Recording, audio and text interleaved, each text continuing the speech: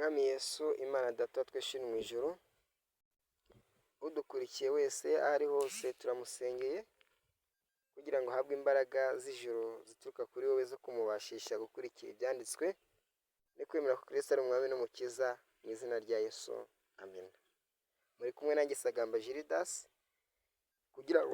kugira ngo tuganire amagambo y'Imana abarika muri Matayo ibice 9. Nzi ko Yesu Kristo ari bubane nawe nukurikirana ibyanditswe byera. Niba ukunda Imana ugomba kuba ukunda n'ijambo.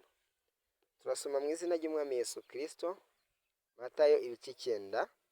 Nuko Yesu yurira ubwato aramuka ajya mu mujyi wabo, bamuzanira umuntu amugaye bamuhetse mu ngobyi. Abonye kwizera kwabo, abwira uwo murwayi ati, humura mwana wanjye, ibyaha byawe urabibabariwe. Bamwe mu bigisha amategeko babyumvise baribwira bati, uriya muntu aratuka Imana. Yesu amenya ibyo bibwira arababaza ati, ni iki kibateye ibyo bitekerezo bibi? Icyoroshye ni ikihe, ari ukuvuga ngo ibyaha byawe urabibabariwe, cyangwa ngo byuka ugende? Nyamara ndagira ngo mumenye ko ku isi umwana w'umuntu afite ubushobozi bwo kubabarira umuntu ibyaha. Nuko abwira uwo muntu umugaye ati, byuka ufate ingobyi yawe witahire. Uwo muntu arabyuka arataha. Aho hari imbaga y'abantu benshi, babibonye barakangarana basingiza Imana yahaye abantu ubushobozi bugezaho. Yesu ahamagara Matayo. Nuko Yesu ahise abona umuntu witwa Matayo yicaye ku biro by'imisoro. Aramubwira ati, mukiriya,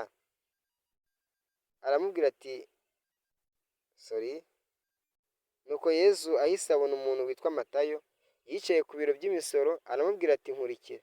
Matayo aherako arahaguruka aramukurikira. Igihe Yesu n'abigishwa be bari kwa Matayo bafungura, abasoresha benshi n'abandi banyabyaha baraza basangira nabo. Abafarisayi babibonye babaza abigishwa be bati, kuki umwigisha wanyu asangira n'abasoresha n'abanyabyaha? Yesu abumvise arababwira ati, abazima si bo bakeneye umuvuzi, ahubwo abarwayi ni bo bamukeneye. Nimugende mwige uko iri jambo risobanura.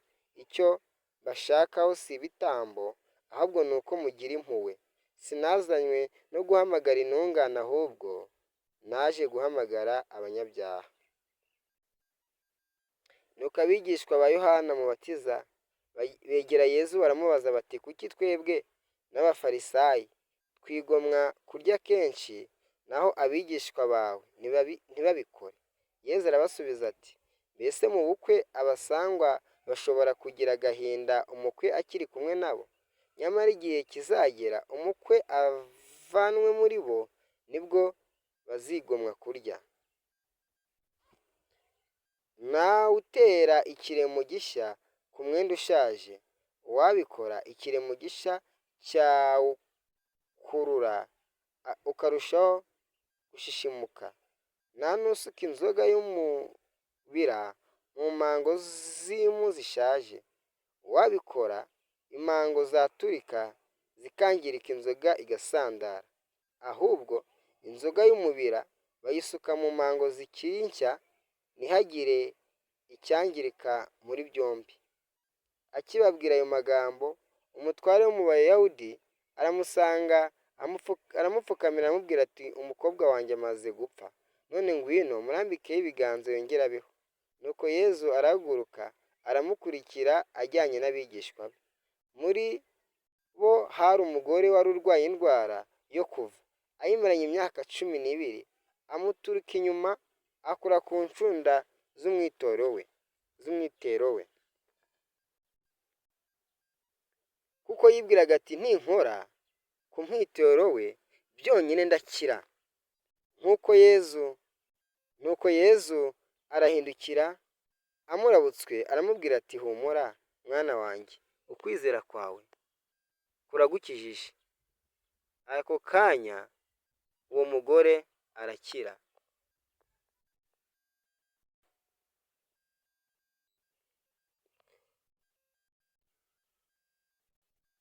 Nuko Yesu 23.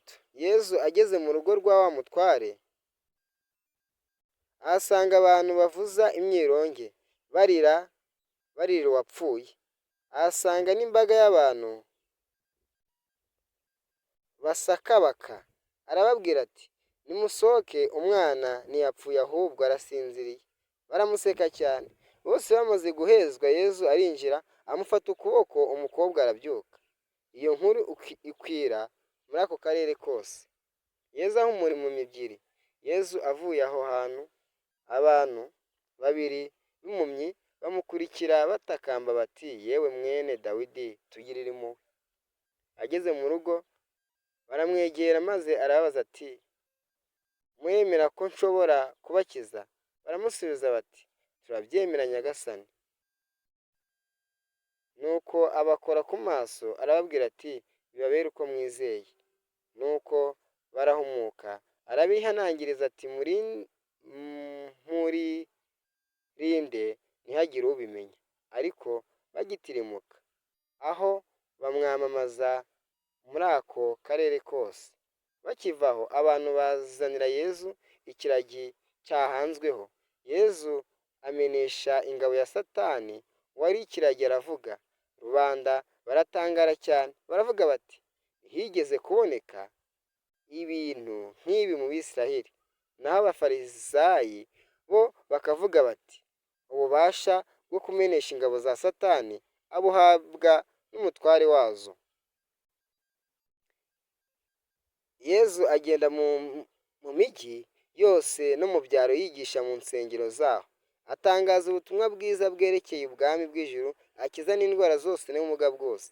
Abonye iyo mbaga y'abantu abagirira impuhwe, kuko bari bashobewe kandi bananiwe, bameze nk'intama zitagira umushumba. Nuko abwira abigishwa bati, dore imyaka yeze ari myinshi, nyamara abasaruzi ni bake.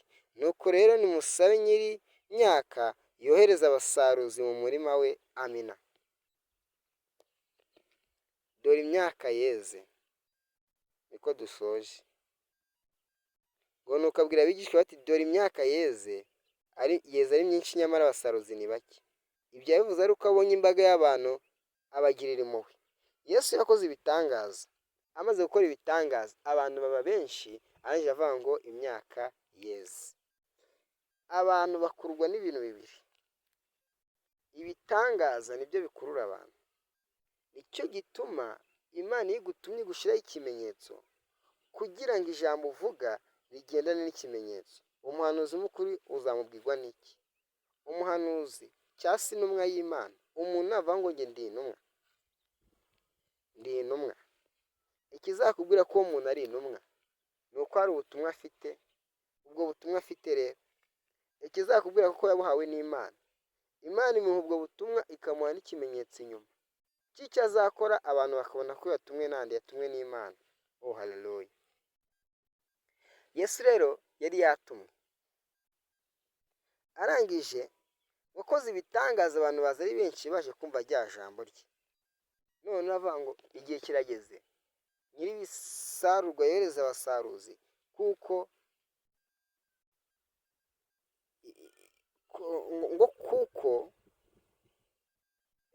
imyaka yamaze kwera, ibisarurwa byeze, imyaka yeze.